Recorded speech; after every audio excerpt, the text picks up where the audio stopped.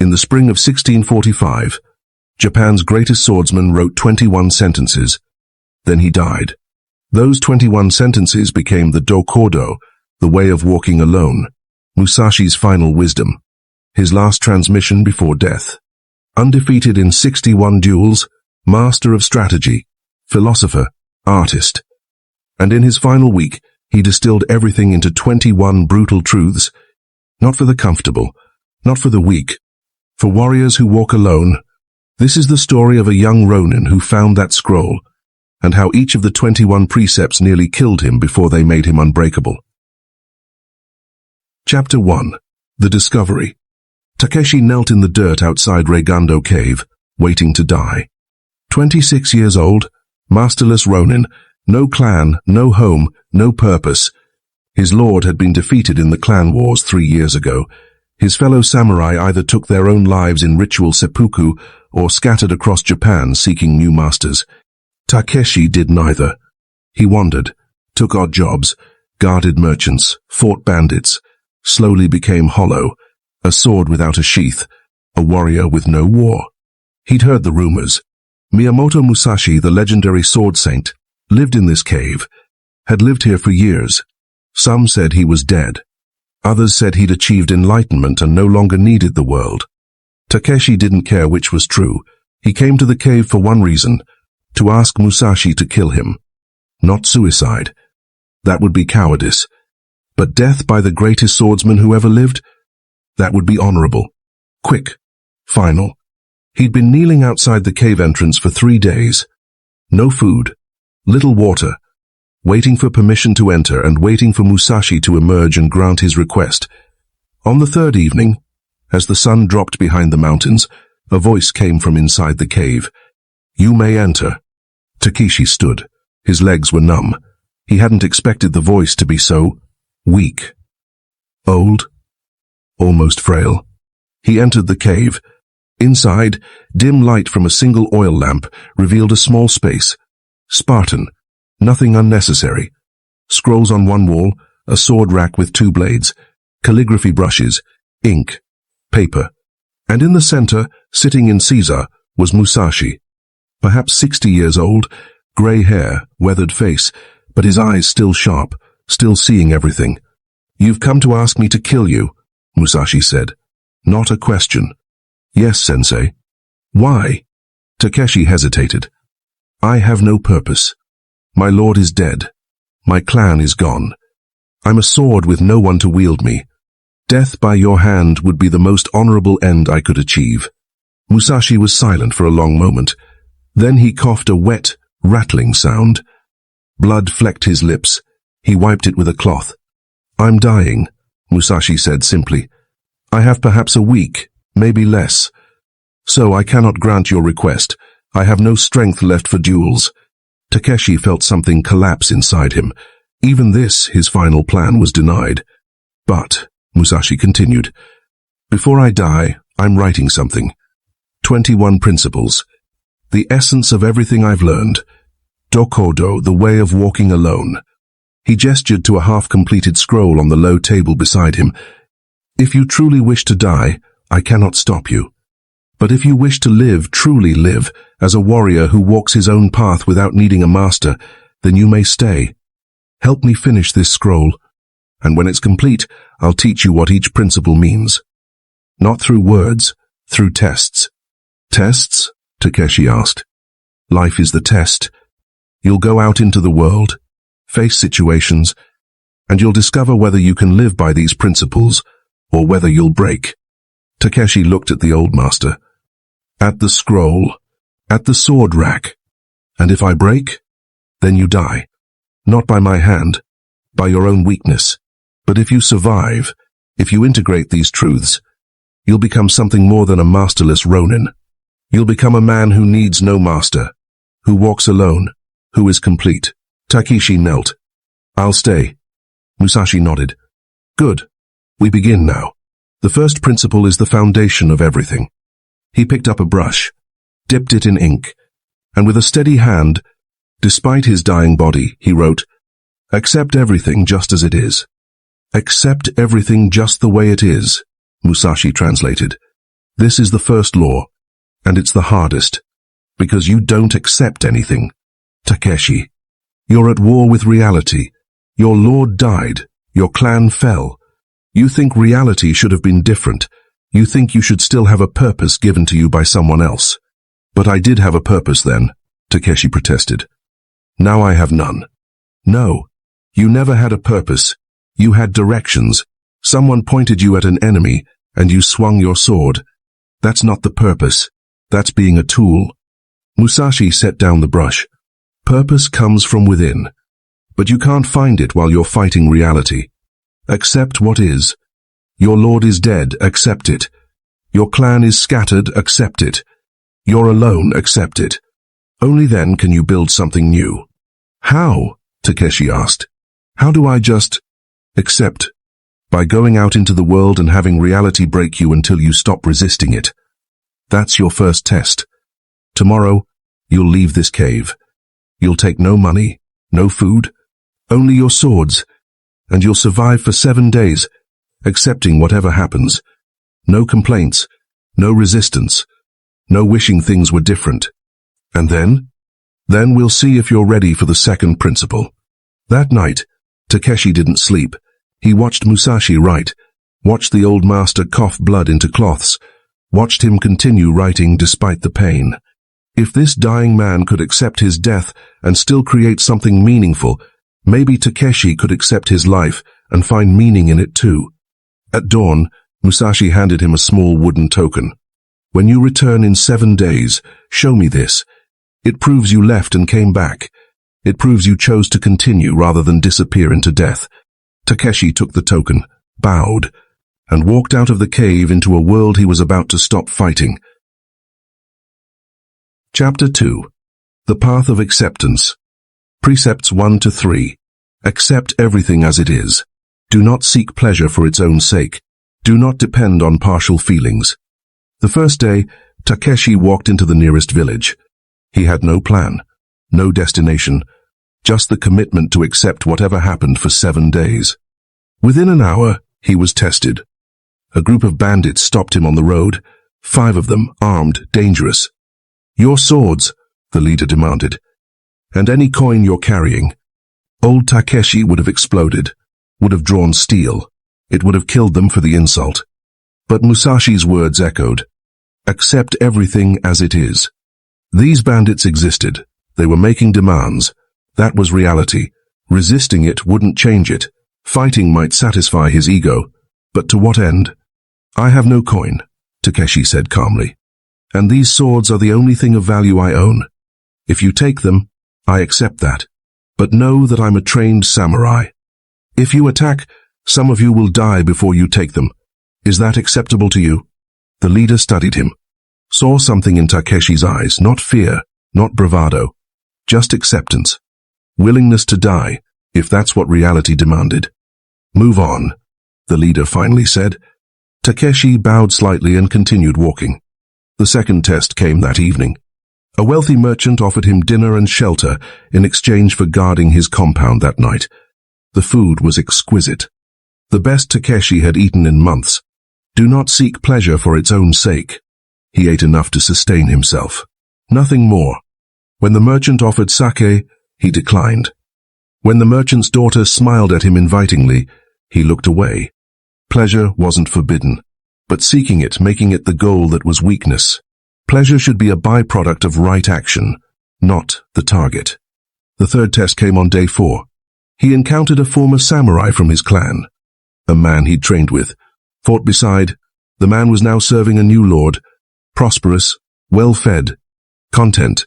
Takeshi, join us. Lord Shimada is accepting Ronin. You'd have a position again. Purpose, honor. Part of Takeshi wanted it. Desperately. The familiar structure, the belonging. Do not depend on partial feelings. He felt the pull toward comfort. But he also remembered why he'd left the cave, to discover if he could walk alone, to find purpose within himself, not borrowed from another master. Thank you, Takeshi said, but I'm walking a different path now. You're a fool, his former companion said. Walking alone gets you nothing but death. Maybe. But it would be his death. His choice. His path. 7 days later, Takeshi returned to Reigando Cave. Musashi was visibly weaker, but his eyes sharpened when Takeshi entered. "You came back." "I did. Tell me what you learned." "I learned that acceptance isn't surrender. It's clear to see. Reality doesn't care what I want it to be. Fighting it only creates suffering, but accepting it creates space to act intelligently. And pleasure? Pleasure is fine. Seeking it is a weakness. I ate when hungry, but didn't chase the taste. I sheltered from rain, but didn't seek luxury. And partial feelings? I felt drawn to rejoin a clan. It was only part of me, the part that wants safety. But following partial feelings means betraying deeper truths. I want something more than safety." Musashi smiled. It was the first time Takeshi had seen him smile. "Good. You've grasped the foundation. Now we build. The next 3 principles deal with the mind." He showed Takeshi the scroll. More characters had been added. Think lightly of yourself and deeply of the world. Keep yourself detached from desire throughout your life. Do not regret what you have done.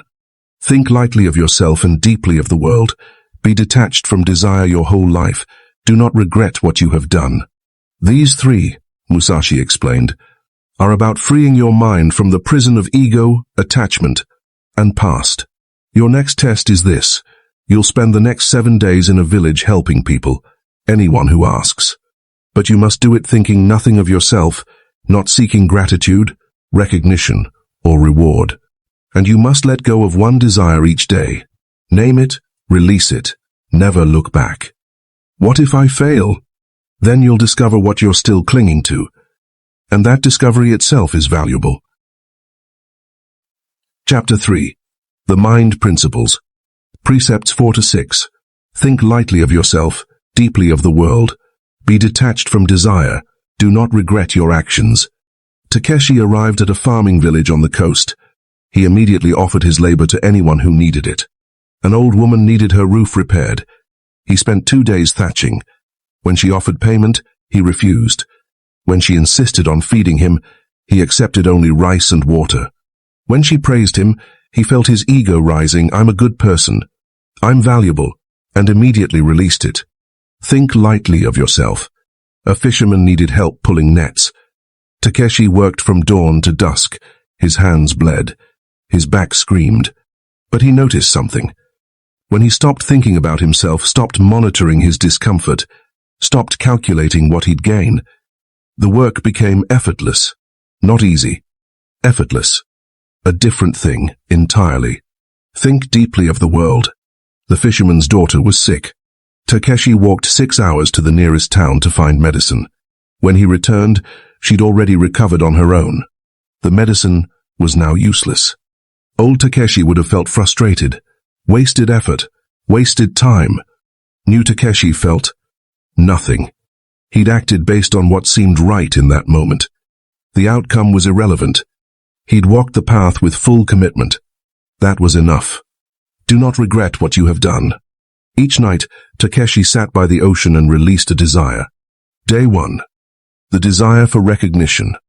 Let it go. Into the waves. Gone. Day 2. The desire for comfort. Let it go. Dissolved in foam. Gone. Day 3. The desire for a woman's love. This one was harder. Loneliness was real. But the desire, the need for another person to complete him, that was weakness. Let it go. Into the darkness. Gone. Day 4. The desire for revenge against those who destroyed his clan. He hadn't even realized he was carrying this. But examining himself honestly, he found it a quiet rage, burning in his chest, demanding justice. He sat with it, felt its weight. Then it was released. Justice and revenge were different things. Justice might happen. Revenge was poison. Let it go. Day 5. The desire to be seen as strong. This was subtle. He wanted people to respect him, fear him, and acknowledge his skill. But that desire made him perform rather than be. Made him prove rather than simply exist. Let it go. Day 6. The desire for certainty. To know that this path would lead somewhere good. Following Musashi's principles would result in success, safety, and meaning. This was the deepest desire. The need to know the future would be okay. But life gives no such promises. Walking alone means walking into uncertainty. Accepting that reality doesn't guarantee outcomes. Let it go. Day 7. He sat by the ocean and searched for remaining desires. Found one he'd missed: the desire to be special, to be chosen, to matter cosmically. The ego's final defense: I'm unique, I'm important, the universe cares about me. But the universe doesn't care. Stars explode, mountains erode, empires fall. Takeshi was one man, one brief life, cosmically insignificant. And somehow, releasing that desire didn't create despair. It created freedom. If he didn't matter cosmically, then he was free to matter personally, to walk his path for its own sake, to be good for no reason, to help for no reward.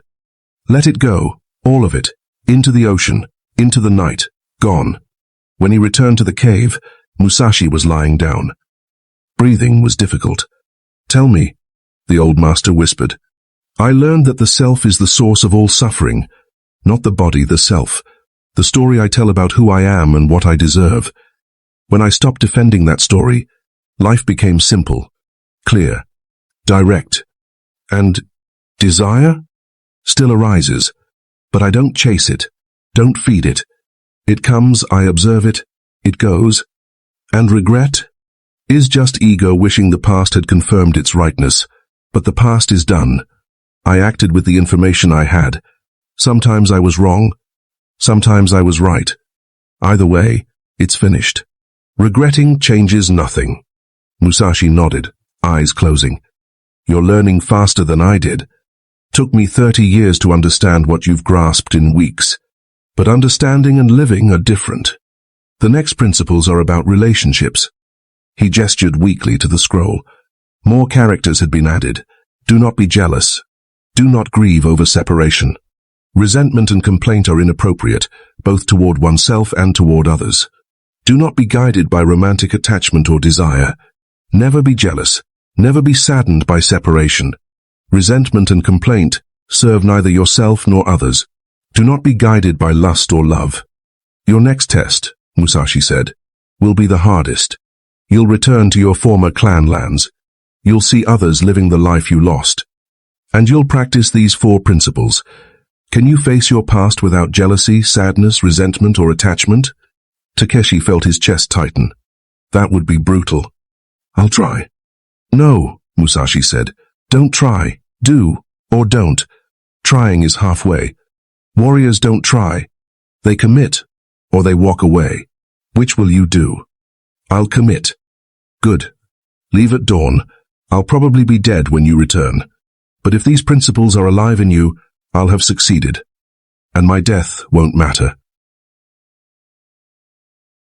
Chapter 4. The Relationship Principles. Precept 7 to 10. Never be jealous. Never be saddened by separation. Avoid resentment and complaint. Do not be guided by lust or love. Takeshi stood on the hill overlooking his former clan lands. 3 years since he'd been here. 3 years since Lord Tanaka fell in battle and everything collapsed. Now, a new lord ruled. New banners flew. New samurai walked the compound.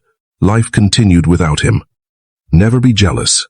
He walked into the town, immediately recognized faces. His former sword instructor now trained the new lord's men. Takeshi watched him drill students the same drills Takeshi had learned. Jealousy arose. That should be me. I'm as skilled as he is, more skilled. He felt it, observed it, let it pass. Jealousy was ego demanding special treatment. But what made Takeshi special? Nothing. The instructor was there because he'd made different choices. Accepted service under a new lord. That was his path. Takeshi's path was different. Neither was superior. At a tea house, he saw Akane. She'd been. Not his lover, but almost. Before the clan fell, they'd been courting. Marriage had been discussed. Now she was married to another samurai, clearly pregnant, happy. Never be saddened by separation. Pain hit him harder than he expected. Not jealousy, just loss. The future he'd imagined with her was dead. She'd moved on, built a life without him. He sat with the pain, let it be there without trying to fix it or avoid it. Separation was inevitable. People moved through life. Attachments formed and dissolved. Trying to hold on to what was gone created suffering. Accepting that separation was natural, that everything changes, created peace. He bowed to her from across the street. She saw him. Recognition flashed in her eyes. Then, sadness. Then she turned back to her husband. That was right. Her life was there. He was elsewhere. At a steakhouse, he encountered 3 samurai from his former clan. They recognized him, bought him drinks, talked about the old days. Then the tone shifted. We stayed, one said. When everything fell apart, we swallowed our pride and served the new lord. We survived. We kept our honor. Where were you?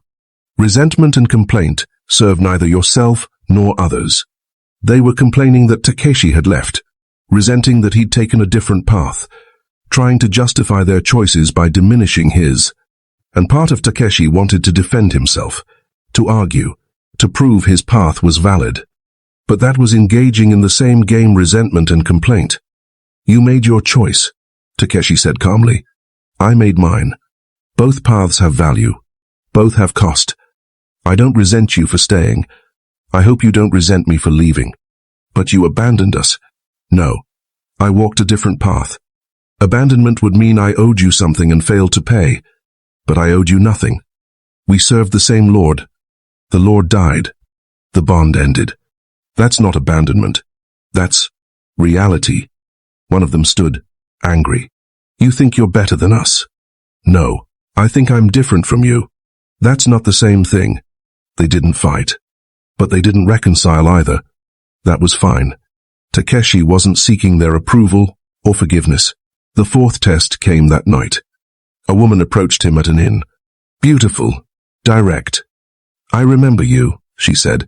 You're Takeshi. I used to watch you train. You were impressive. She sat beside him. Close. Intentional. Do not be guided by lust or love. Desire arose. Strong. Physical. The loneliness of 3 years walking alone suddenly felt crushing. It would be easy. One night. Connection. Warmth. Release. But Musashi's words, do not be guided by lust or love. Not do not feel. Not suppress desire. But do not be guided by it. Desire was present. He felt it. Acknowledged it. But letting it guide his actions, making decisions based on what his body wanted rather than what his path required, that would be weakness. You're kind to offer, Takeshi said, but I'm walking a path that requires solitude right now. Not forever. Just now. She looked confused, maybe offended, then shrugged and left. He sat alone in his room. Desire is still present, but not controlling him. 7 days later, he returned to the cave. Musashi was barely breathing, eyes closed. But when Takeshi knelt beside him, the old master's eyes opened. You came back. I did. Tell me. Jealousy is ego demanding fairness from an unfair world. Separation is natural, holding on creates suffering. Resentment poisons both the holder and the target. And desire, lust, love, attachment, they're fine as experiences but terrible as guides. Did you suffer? Yes. Good. Suffering is the teacher. If you'd walked through that village untouched, you'd have learned nothing. But you suffered and didn't run. That's strength. Musashi coughed. More blood. His time was close. 4 more principles, he whispered. Then we rest. Then the final section. He pointed to the scroll. Have no preferences in anything. Be indifferent to where you live. Do not pursue fine or luxurious food. Do not cling to possessions you no longer need. In all things have no preferences. Be indifferent to where you live. Do not pursue good food. Do not hold on to possessions you no longer need. These 4, Musashi said, are about detachment from externals. Your next test will strip away everything. You'll discover whether you're attached to comfort, location, pleasure, or possessions. What must I do? Give away everything you own except your swords and one set of clothes. Then travel to the mountains and live for 30 days with nothing. No shelter, no stored food. Just survival. Just existence. Just walking alone. Chapter 5. The Detachment Principles. Precepts 11 to 14. No preferences. Indifferent to location. Don't pursue taste. Release unnecessary possessions. Takeshi owned almost nothing, but what little he had: his second set of clothes, a small jade charm his mother had given him, a wooden practice sword from his youth. These things held meaning. Do not hold on to possessions you no longer need. He examined each item. Did he need them? Or was he attached to the stories they represented? The clothes he could survive with one set, donated to a poor farmer. The jade charm, his mother was dead. The charm wouldn't bring her back. Keeping it was clinging to the past. He placed it at her grave marker and walked away. The practice bokken, this was hardest. It connected him to his training, his youth, his identity as a warrior. He burned it. Not because possession was wrong, but because attachment was a weakness. Then he walked into the mountains with nothing but his 2 swords, 1 set of clothes, and a water gourd. Day 1 to 3. Preferences. He was hungry constantly. His body screamed for specific foods: rice, fish, warm broth. In all things, have no preferences. But the mountain provided what it provided: berries, roots. Occasionally, if he was lucky, he could catch a fish or small game. Some days, the food was bitter. Some days it was bland. Some days, there was barely any. He ate what was there without preference. Grateful for anything. On day 3, he found a patch of wild strawberries. Sweet, delicious.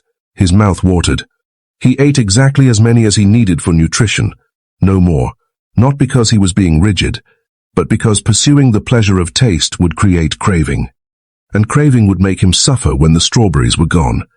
Day 4 to 10. Location. He found a decent cave. Dry, sheltered, good position. After 2 days, he forced himself to leave it. Be indifferent to where you live. He spent the next 6 days moving constantly, never staying anywhere longer than 1 night, sometimes sleeping on a rock, sometimes in rain, sometimes in relative comfort. He noticed his mind's preferences. This place is better. This place is worse. But preferences created attachment, and attachment created suffering when circumstances changed. By day 10, he could sleep anywhere. Rock felt the same as soft ground. Rain felt the same as shelter. His body had needs: warmth, dryness, but his mind had stopped judging locations as good or bad. They just were. Day 11 to 20. Survival. A storm came. 3 days of cold rain. Takeshi built a small lean-to, found enough food to survive. But comfort? No. He was cold, wet, and hungry. And something interesting happened.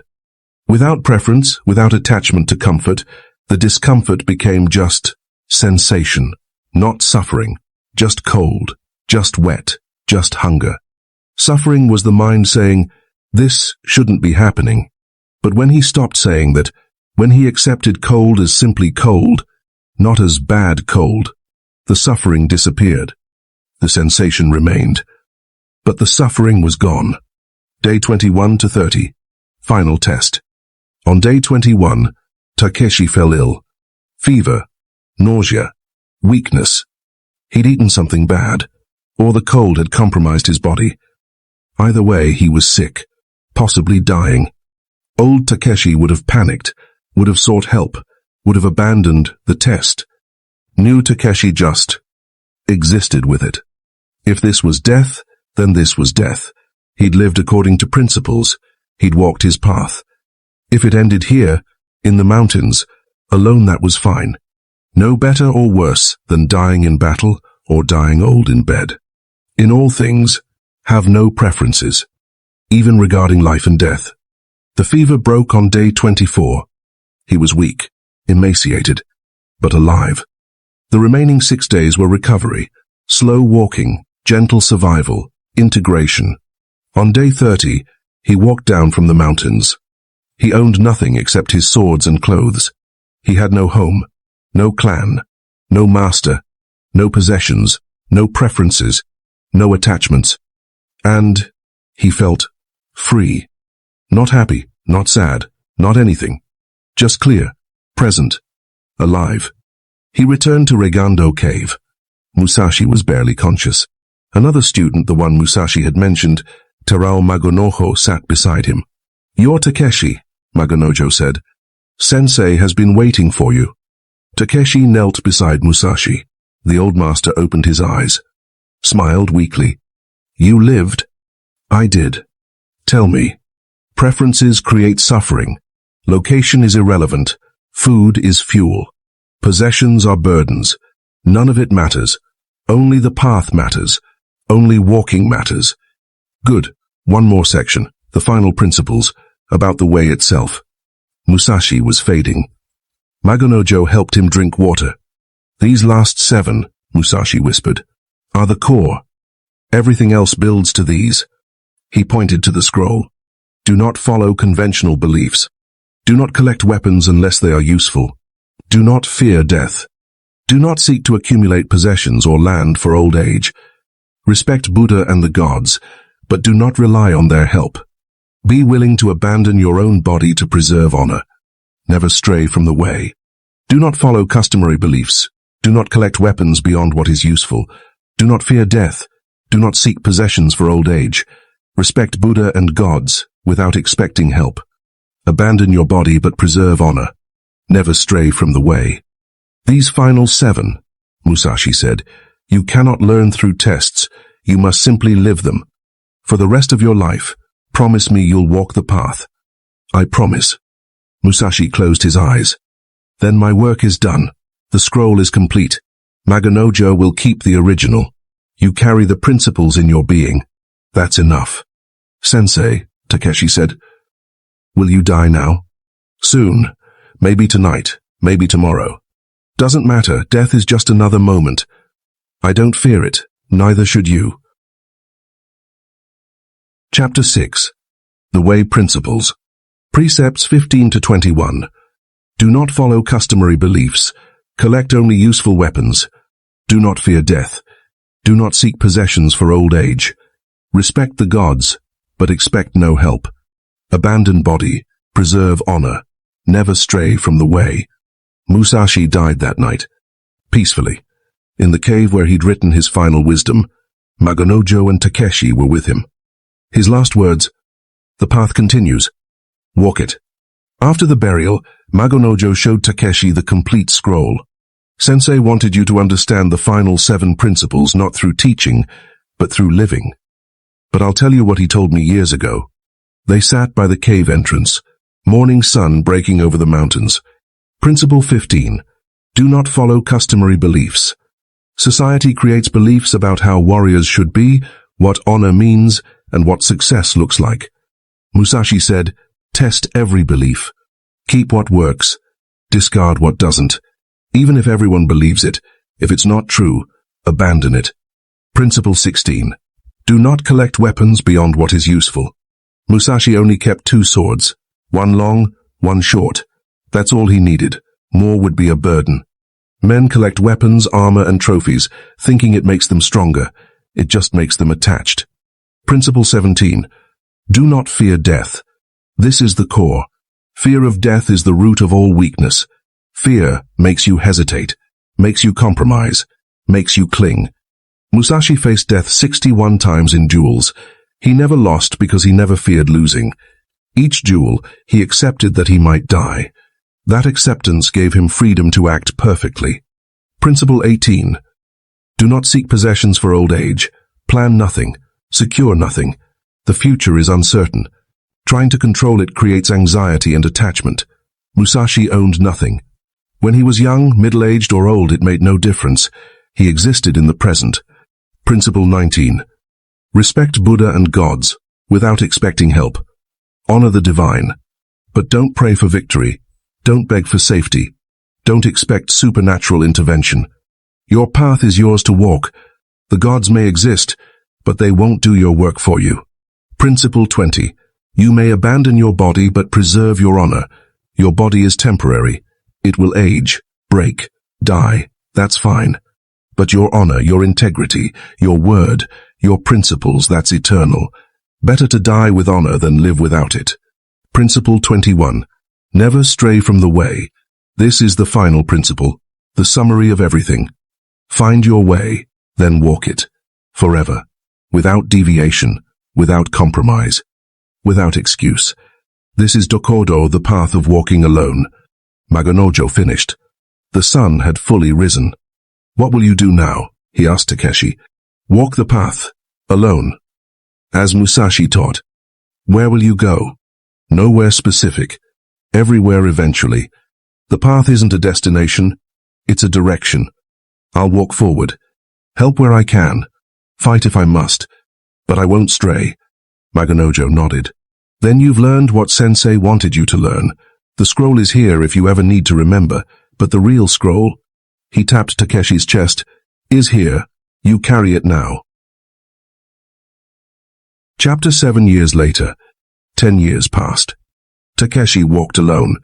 He fought bandits in the north, protected villages in the south, trained students who asked, helped farmers harvest rice, built bridges over rivers, repaired temples. He owned nothing except his swords and clothes. He feared nothing except losing his honor. He expected nothing except uncertainty. He accepted everything exactly as it was. People sometimes asked him, don't you get lonely? Walking alone for so long? He'd smile. Alone isn't lonely. Alone is free. I carry myself, that's enough. Others asked, don't you want a home, a family, security? Wanting creates suffering. I'm content with what each day brings. Some said, you're wasting your life. No wealth, no legacy, no children to remember you. Memory is just the ego's bid for immortality. I'll be forgotten. That's fine. I walked the way while I lived. That's all that matters. One day, in a mountain village, he encountered a young ronin, perhaps 20 years old. Desperate, masterless, hollow. The boy approached him. I've heard of you. Takeshi the Wanderer. They say you studied with Miyamoto Musashi, that you know the Dokodo. I lived it, still do. Will you teach me? Takeshi looked at him. Saw himself 10 years earlier, kneeling outside a cave, ready to die. I can't teach you, Takeshi said. Teaching is words. You need experience. But I can share what Musashi shared. 21 principles. Each one will test you. Each one will break you if you're not ready. And if you survive them, you'll become something more than a warrior seeking a master. You'll become a warrior who needs no master. The boy's eyes lit up. Yes, please. I'll do anything. Good. Then we begin now. The first principle is the foundation of everything. Takeshi picked up a stick, drew a character in the dirt. Tens. Show. Accept. Accept everything just the way it is. Your lord is dead. Your clan is gone. You're alone. Stop fighting reality. Accept it. Only then can you build something new. How? The boy asked. How do I just accept? By going out into the world and having reality break you until you stop resisting it. That's your first test. Tomorrow, you'll leave with nothing. No food, no money, only your swords, and you'll survive for 7 days, accepting whatever happens. No complaints, no resistance, no wishing things were different. The boy looked afraid, then determined. And then? Then we'll see if you're ready for the second principle. That night, Takeshi thought about Musashi, about the cave, about the scroll that had changed his life. The old master was dead, but his wisdom lived, in Takeshi, in Magonojo, in this boy, in everyone who chose to walk the path alone. The way continued, generation after generation, master to student, not through words, through living, and that was enough. Final revelation, the core truth. Years later, Takeshi was old, perhaps 60. Grey hair, weathered face, but his eyes still sharp, still seeing everything. He lived in a cave, not Musashi's cave, but similar, simple, sparse. Students came. He taught them. They left. The cycle continued. One evening, a student asked, "Sensei, which of the 21 principles is most important?" Takeshi smiled. "They're all important, but if I had to choose one, the one that unlocks all the others, it's number 17. Do not fear death." Yes, fear of death is the root of all attachment. You cling to possessions because you fear scarcity. You seek approval because you fear insignificance. You avoid risk because you fear losing what you have. You compromise your honor because you fear consequences. But when you truly accept that you'll die, not intellectually, but deeply, cellularly, everything changes. You become free. Because what can the world threaten you with? Death? You've already accepted it. Loss? You're not attached. Pain? You've made peace with it. Musashi won 61 duels because he entered each one already dead. Not suicidal, not careless, but completely free from the fear of dying. That freedom allowed perfect action, no hesitation, no holding back, no doubt. The student looked troubled. But isn't fearing death natural? How do we stop? You don't stop the fear. You walk through it. Every day. You look at death directly. Acknowledge it. Accept it. Eventually, the fear loses its power. Not because death becomes less real, but because you become comfortable with its inevitability. And then you're truly free. To walk your path. To help others. To be kind for no reward. To be strong without proving anything. To be alone without being lonely. To live without fear. To die without regret. That's Dokodo. That's the way of walking alone. Not a lonely path, but a liberated one. You walk it alone because no one else can walk it for you. But in walking it, you join everyone who's ever chosen. Freedom over safety, honor over comfort, truth over convenience. The student bowed. "Will you teach me?" Takeshi smiled. It was the smile Musashi had given him decades ago. "I can't teach you, but I can share the 21 principles. Each one will test you. Each one will change you. If you survive them, you'll become unbreakable." "I'm ready." "Good. Then we begin now." And the cycle continued. The way never ends. It's walked forever. Alone. Together. Free. Ending the legacy. 380 years after Musashi died in that cave, the scroll still exists. These aren't just historical principles. They're alive, working, right now, in anyone who chooses to walk alone, to live by their own code, to answer to themselves rather than to comfort, approval, or fear. The world hasn't changed. It's still dangerous, still uncertain, still testing everyone. But the way remains, the path of aloneness, the path of freedom. Musashi walked it. Takeshi walked it. Thousands before and after walked it. The question is, will you? Not someday, not when you're ready, not when circumstances are perfect. Now. Today. This moment. The cave is empty, the master is dead, the scroll is written. But the path continues. Walk it. Alone? The way is yours, to know that this path would lead somewhere good. Following Musashi's principles would result in success, safety, and meaning. This was the deepest desire, the need to know the future would be okay. But life gives no such promises.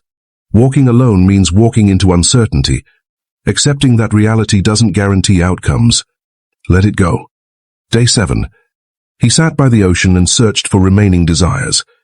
Found one he'd missed, the desire to be special, to be chosen, to matter cosmically.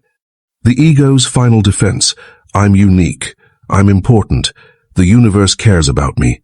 But the universe doesn't care. Stars explode, mountains erode, empires fall. Takeshi was one man, one brief life, cosmically insignificant. And somehow, releasing that desire didn't create despair, it created freedom. If he didn't matter cosmically, then he was free to matter personally, to walk his path for its own sake, to be good for no reason, to help for no reward. Let it go, all of it, into the ocean, into the night, gone. When he returned to the cave, Musashi was lying down. Breathing was difficult. "Tell me," the old master whispered. "I learned that the self is the source of all suffering. Not the body, the self. The story I tell about who I am and what I deserve. When I stopped defending that story, life became simple, clear, direct. And desire still arises, but I don't chase it, don't feed it. It comes, I observe it, it goes. And regret is just ego wishing the past had confirmed its rightness. But the past is done. I acted with the information I had. Sometimes I was wrong, sometimes I was right. Either way, it's finished. Regretting changes nothing. Musashi nodded, eyes closing. You're learning faster than I did. Took me 30 years to understand what you've grasped in weeks. But understanding and living are different. The next principles are about relationships. He gestured weakly to the scroll. More characters had been added. Do not be jealous. Do not grieve over separation. Resentment and complaint are inappropriate, both toward oneself and toward others. Do not be guided by romantic attachment or desire. Never be jealous. Never be saddened by separation. Resentment and complaint serve neither yourself nor others. Do not be guided by lust or love. Your next test, Musashi said, will be the hardest.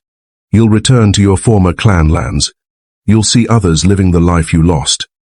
And you'll practice these 4 principles. Can you face your past without jealousy, sadness, resentment, or attachment? Takeshi felt his chest tighten. That would be brutal. I'll try. No, Musashi said. Don't try. Do, or don't. Trying is halfway. Warriors don't try. They commit, or they walk away. Which will you do? I'll commit. Good. Leave at dawn. I'll probably be dead when you return. But if these principles are alive in you, I'll have succeeded. And my death won't matter. Chapter 4. The Relationship Principles. Precepts 7 to 10. Never be jealous. Never be saddened by separation. Avoid resentment and complaint. Do not be guided by lust or love. Takeshi stood on the hill overlooking his former clan lands. 3 years since he'd been here. 3 years since Lord Tanaka fell in battle and everything collapsed. Now, a new lord ruled. New banners flew. New samurai walked the compound. Life continued without him. Never be jealous. He walked into the town, immediately recognized faces. His former sword instructor now trained the new lord's men. Takeshi watched him drill students the same drills Takeshi had learned. Jealousy arose. That should be me. I'm as skilled as he is, more skilled.